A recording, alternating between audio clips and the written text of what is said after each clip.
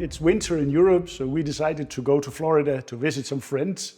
And then we thought, why not steal their kitchen for a day so we can make an episode for you from over here? And we had to do something local. So as you saw in the intro, those are Gator Bites. Because as my wife said before, of course, you can't find alligator easy in it's Europe. impossible, but it's very nice. We've had it many times in restaurants, so we thought, let's recreate it over here. So we're starting out with a pound, almost half a kilo of alligator tail, aka alligator tenderloins, which, as you can see, it's very lean meat, and it's somewhere in between texture, like between fish and chicken, something like that. But very lean, very good. What we're going to do here is we're going to cube this up into some bite-sized pieces and cut them out like this, like you would chicken nuggets. There is no trimming needed. It's lean and nice, so it's very easy to go about this. I don't know even if you can buy this online in Europe. I'm not sure. I have no clue. We never tried, but... But we are in Florida, so we're going to eat an alligator. Why not? So, for seasoning our meat, we raided their pantry to see what we could find of different adobo, the blend, whatever. But I found this one, which is very nice. It's called Mojo, it smells very good, very fresh, lime, garlic, onion, salt, pepper, stuff like that. So I think we're going to go with this one, and then we see. Yeah, that smells very good. So give them a good coating here, because we want them pretty well seasoned to give some flavor. I mean, we've had this many times before. It's not the most flavorful meat, so you have to give it some, let's call it tender love and care. That's what we need. Let me flip them over a little bit. Massage it also. So they get nice and coated in all of this. And for our kind of remoulade sauce, we're gonna need mayonnaise. Of course, you can use store-bought, but I like to make my own mayonnaise. And actually, I'll show you how to do it. It's real easy, and you're gonna love it. It's tons better than what you can buy in any store.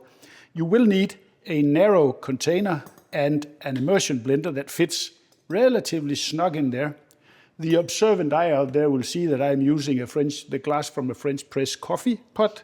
That's what we have. Very convenient, so you can do that also. You don't need to buy anything specific for this. I'm starting out with 2 egg yolks and 1 whole egg that we're going to add to our jar here, like this.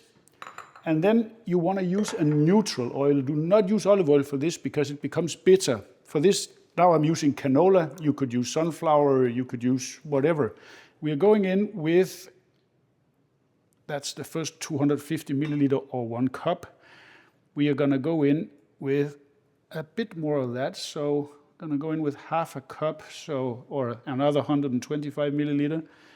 So we get some plain mayonnaise here. And as always, it's pretty simple. Traditionally, you would use lemon, but I like to use lime for my mayonnaise. It gives a little bit of a different, different flavor. It's nicer, in my opinion. So depending how juicy, well, half a lime, that will do it. We don't need more than that. Otherwise, it becomes also too watery, so it doesn't emulsify so good. Then we need a splash of vinegar, and that's what's going to help the emulsification with the pectin from the egg yolks. So a good splash of, this is red wine vinegar, use white wine vinegar, use regular distilled vinegar if that's what you have. A good pinch of salt, something like that, 2 pinches of salt. And then you need a little bit of Dijon mustard, like a teaspoon and a half, nothing more than that. And then all that's left to do is get this all the way to the bottom, and then you start mixing. Sorry for the noise.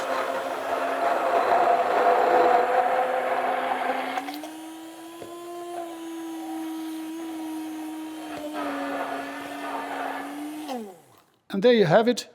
Beautiful, creamy mayonnaise, perfect consistency, not too thick, not too thin. Absolute excellent product, and it will last you at least 2 to 3 weeks in the fridge. So start making your own mayonnaise, it's well worth it. For our remoulade, we're gonna need some cornichons. You can use dill pickles if you can't find these, but don't go with anything sweet. It has to be, these little puppies are the best.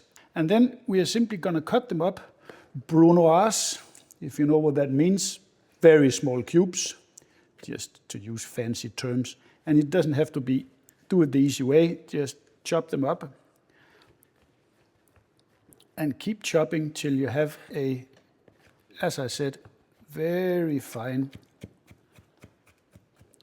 You would also, if this was more traditional remoulade, you would use capers, but we don't have, so that's why this is sort of remoulade. When those are nice and fine, then it's just a question of mixing it up. We are gonna go with a couple of tablespoons. I mean, look at the consistency of this. It's perfect. I would say 3 tablespoons of this. Considering the meat, yeah, we need some dipping sauce here, you know. That's the good stuff. Then we're gonna add, a bit of smoked paprika. I would say the equivalent of a teaspoon of smoked paprika, a little bit more, don't be stingy. And then for our hot sauce component, we're gonna go in with, this is habanero jam.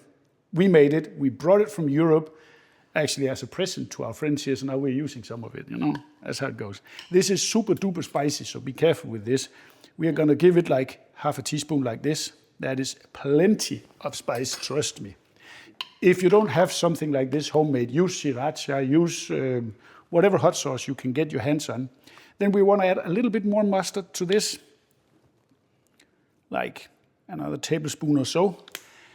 And we are gonna add a little bit of the brine from our pickles here, cornichons in this case, because that gives a little bit more of that tang that we are gonna need. This is a fantastic product, never throw away that. That brine is good. So now it's just a question of mixing this up, and you get a nice, even mixture on this, and then we're just gonna taste it for, first we wanna see the consistency, because I don't wanna add those just yet. I wanna see if I'm gonna need any salt or anything in this. There we are, and a beautiful consistency. That's what you wanna see before you add your chopped cornichons. Let me give this a taste, just to see. Ooh, that's good stuff. Then we're gonna go in with all of this into our mixture here, so it becomes that remoulade style. You could go and make what they call a Cajun remoulade, which is slightly different than what I'm making here, but this is just an idea actually I got this morning. So. Inspiration in Inspiration. Florida. This is a beautiful dipping sauce, and now I want to have a taste with a little bit of this, and then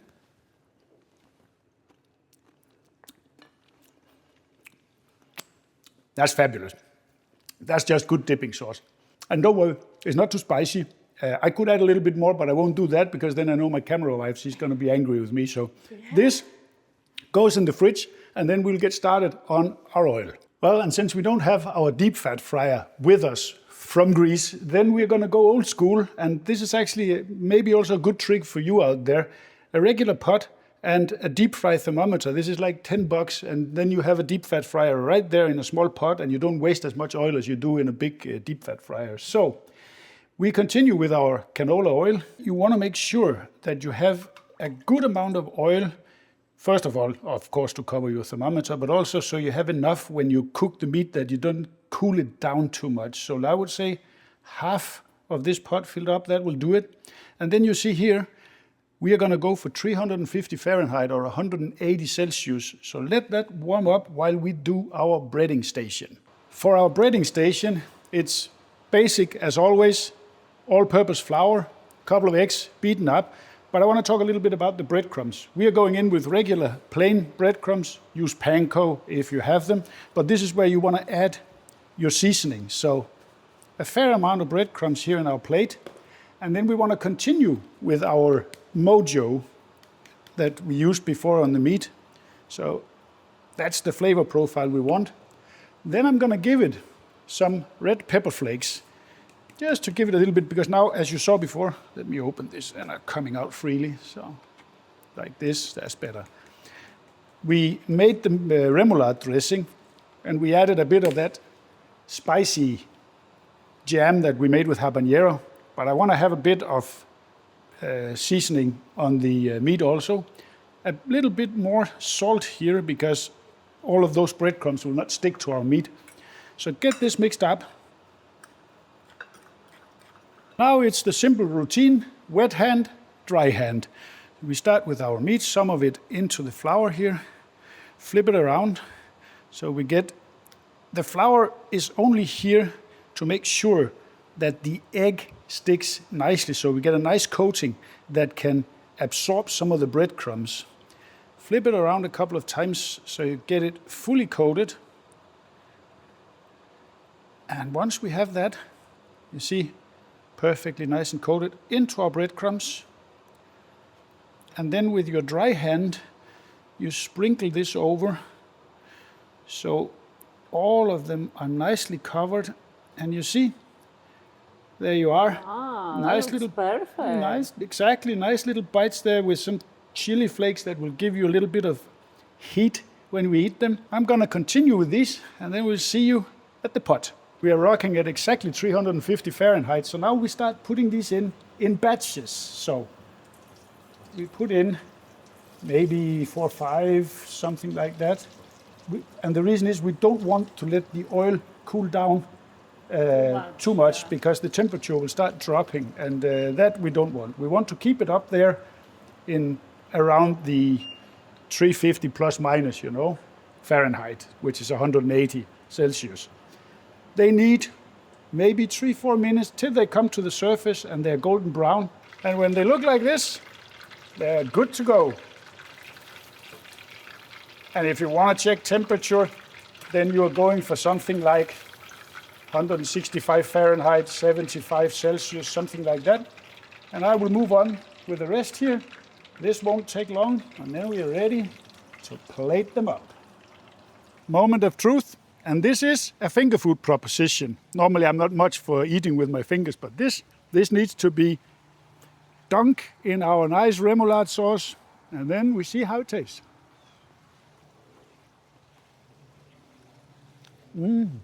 That's just good. I mean, really good. It's excellent.